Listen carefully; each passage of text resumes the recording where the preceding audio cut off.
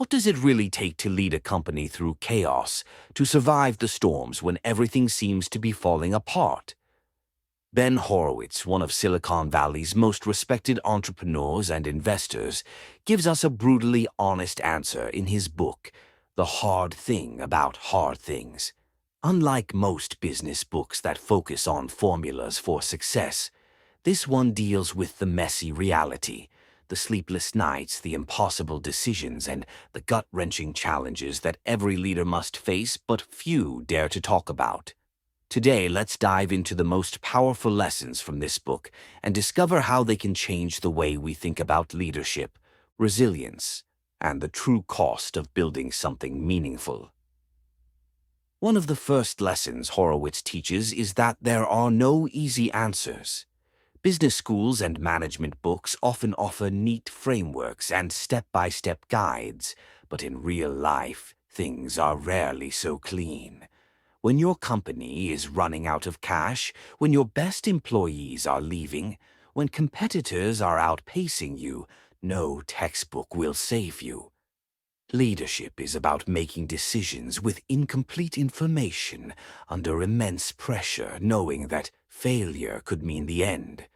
Horowitz insists that the hardest part of running a business is not strategy, but managing your own psychology. Fear, doubt, and stress are constant companions, and mastering your emotions is as critical as making the right moves.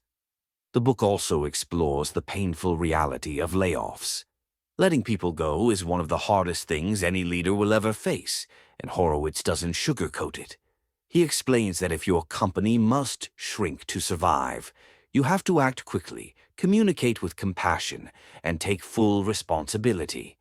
Don't blame the economy. Don't hide behind excuses. Look people in the eye and tell them the truth. He emphasizes that the way you handle tough moments defines your credibility and your culture. It's not about being perfect. It's about being honest and human.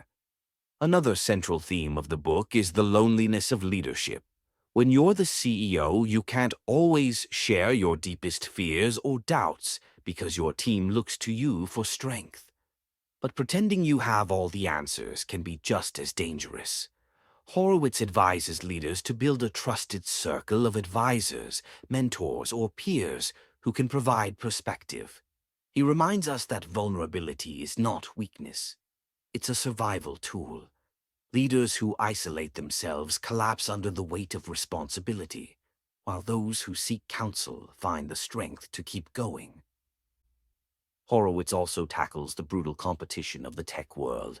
He shares stories from his own company, LoudCloud, which faced crises ranging from financial collapse to near bankruptcy. At one point, he had to fire friends, make heartbreaking choices, and pivot the entire business model just to stay alive. Through these stories, he teaches that success is not about avoiding hard problems, but about facing them head-on, even when every option feels like a bad one. In his words, by far the most difficult skill I learned as a CEO was managing my own psychology. The book doesn't stop at challenges. It also provides guidance for building strong organizations. Horowitz highlights the importance of hiring the right people, not just the most talented, but the ones who fit the culture you want to create. He points out that great companies are built by people who believe in the mission and are willing to endure the struggles with you. And once you hire them, you must lead with clarity. Ambiguity breeds chaos. Clear roles, clear priorities, and clear accountability are the backbone of resilient teams. Another critical lesson is about decision-making. As a leader, you will often face choices where both options look terrible. Horowitz calls these the hard things, decisions with no good outcomes, only trade-offs. Should you shut down a product line, risking backlash, or keep it alive and drain resources? Should you replace a loyal but underperforming executive, or give them another chance? These decisions are agonizing, but they cannot be avoided. Horowitz urges leaders to confront them directly, relying on principles rather than wishful thinking. Doing nothing is usually worse than making a tough call. He also emphasizes the role of communication. In times of crisis, silence breeds fear and rumors. Leaders must communicate openly and frequently, even when the news is bad. People can handle tough truths better than uncertainty. Horowitz shares that during some of the darkest days of his company, being transparent with employees, sharing financial realities, outlining possible scenarios, admitting what he didn't know, actually strengthened trust. People don't expect leaders to be superheroes, they expect them to be honest.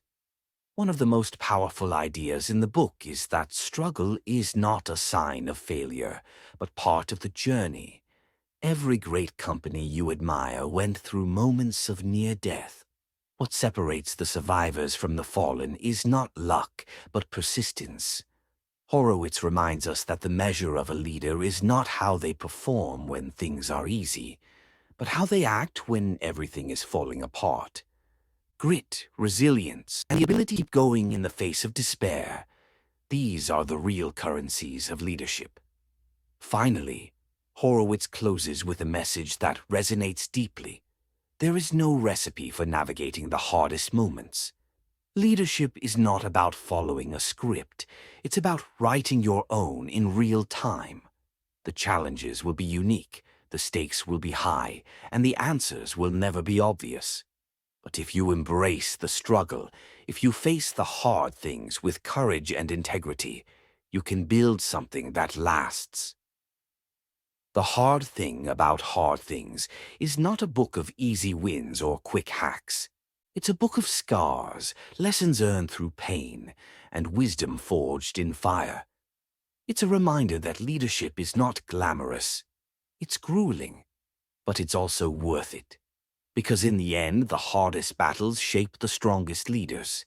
And if you want to keep learning from books that reveal the raw truth about business, resilience, and growth, make sure to stay connected with our channel, the one light where we shine a light on the ideas that matter most.